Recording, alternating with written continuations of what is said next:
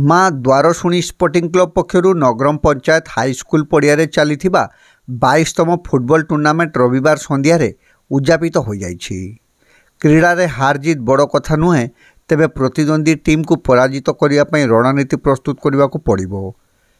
उद्यापनी उत्सव में पुरस्कार वितरण अवसर में मुख्य अतिथि भाव जोग देई बालेश्वर सांसद प्रताप चंद्र षडंगी एक उल्लेख करथिले। गत शनिवार ठारू सदर ब्लॉक अधीन नगरम फुलाड़ी पंचायत हाईस्कूल पड़िया माँ द्वारशुणी स्पोर्टिंग क्लब पक्षर आयोजित 22तम फुटबॉल टूर्नामेंटर फाइनाल मैच आज बालेश्वर फोर्स फाइटर और नीलगिरी फुटबॉल क्लब मध्य संघर्षपूर्ण होइथिला। नीलगिरी टीम गोटे गोल अंतिम समय स्कोर करी विजय लाभ करिथिला। यह अवसर में मुख्य वक्ता भाव सदर विधायक मानस कुमार दत्त जोग देई दीर्घ 22 वर्ष धरी यह क्लब फुटबॉल प्रतियोगिता को बंचाई रखिथिबा बेले प्रथम थर पर मोहन चरण माझी सरकार ओडिया भाषा संस्कृति विभाग टूर्नामेंट पर आर्थिक सहायता देइथिबारु खेलाड़ी और क्लब सदस्य माने उत्साहित होइछंती। एही खेल पड़िया को एक पूर्णांग स्टाडियम रूप दियाजियो बोली विधायक घोषणा करथिले।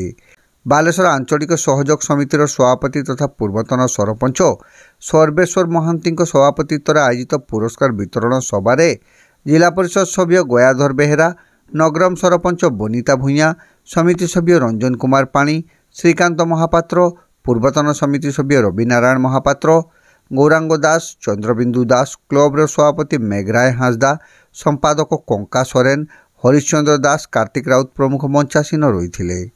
शेष में सरपंच श्रीमती भूइया धन्यवाद अर्पण करथिले। पुरस्कार वितरण कार्यक्रम में नीलगिरी एफसी को विजेता टीम भाव 50,000, उपविजेता टीम बालेश्वर फोर्स फाइटर को 40,000, बारिपदार लोकल एफसी टीम और धबासीडार माँ बौड़ाई एफसी टीम को 10,000 लेखाएं टंकार चेक प्रदान करा जाइथिला। सेहीपरि खेलाड़ी मनोज माझी, गोलकीपर दीपक सोरेन और मिडफिल्डर युधिष्ठिर टुडू को कोप प्रदान करा जाइथिला।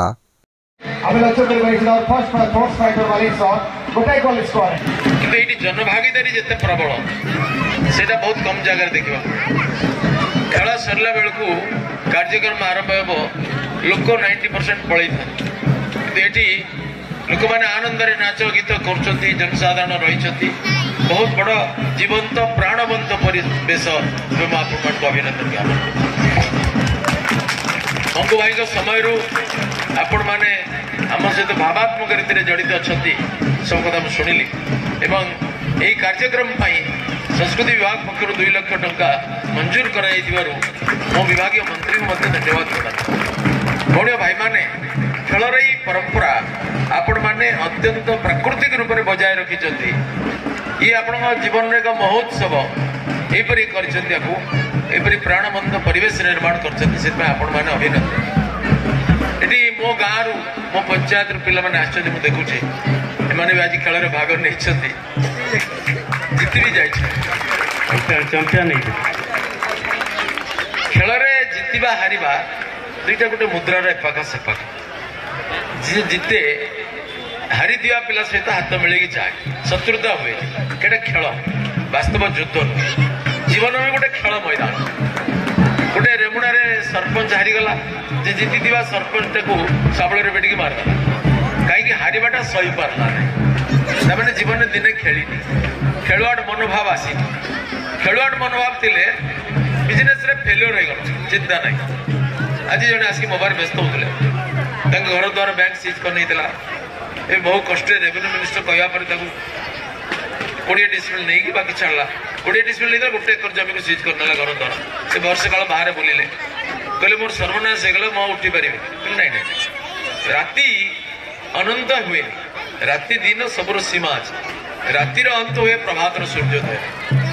आप गोटे खेल चाहिए गोटे बाजी हारते आ गोटे बाजी जीतवे विश्वास रख निजर आत्मविश्वास को दृढ़ कर पिला परीक्षा फेल बापा गाड़ी कले कहीं आत्महत्या कर कहीं खेल बोली विचार कर गाड़ी करार नुहे उत्साह दिखाँ मैंने फेल मार्च आउ थे पास कर जिते चंद्रयान प्रेरण आम वैज्ञानिक मैंने फेल हो गए निर्दय समाज से गाड़ी कर अरे परीक्षा बहुत थर फेल पास कर केते वैज्ञानिक परीक्षण विफल है सफलता आसे। स्पोर्टिंग क्लब आ ये नगरम जिते ये पड़िया कार्यक्रम हुए आमर जिते कार्यक्रम था आमे मना करि पारुना कोन पई एथि पई कि आजी भलिया समाज रे जोठी भाई भाई भितरे कला ही जाउची गोटे परिवार एक ही कि छिड़ा ही पारुनांती किंतु मु धन्यवाद देउची एमडीएस स्पोर्टिंग क्लब को कि समस्त भाई गोटे परिवार रे कि छिड़ा ही एक परिवार रे छिड़ा ही मु तांको साधुवाद जणाउची मु किछि समय आगरो ननान को कहउतली कि जेमिति रामचंद्र 14 वर्ष वनवास पर अयोध्या फेरीथिले ये एमडीएस स्पोर्टिंग क्लब रो ये एते चाकचक्य भरा टूर्नामेंट को एते उत्साहवर्धक टूर्नामेंट को 21 वर्ष पर सरकारी सहायता पाइचंती मु तांको अभिनंदन ज्ञापन करूछु। गत थरा माननीय मंत्री कहिथिले ओडिशा सरकार को तरफ रु कहा जाइतिला कि आपण माने रजिस्ट्रेशन कागज करिवे आमे निश्चित भाव रे आपण माने को सहयोग करिवो आ आज 2 लाख टंकार राशि आपण माने को प्राप्त करा जाइछि। मु पुणी थरे कहूची एडी मेघराई भाई हमर सोरेंदा बसचंती मु तांको निर्भर प्रतिश्रुति दउची 21 वर्षर वनवास शेष ही जाइछि नूतन सरकार ही जाइछि मोहन माझी जी का नेतृत्व रे आपनकर सरकार चलीछि तेणु केवल ए वर्ष नुहे केवल 24-25 मसिया नुहे आसंता वर्ष वर्ष एमती सरकारी अर्थ आपण को आसुथबो आ ये कार्यक्रम आपण एमती चलौथबे मु विशेष करी मोर मां मान को धन्यवाद दउछि।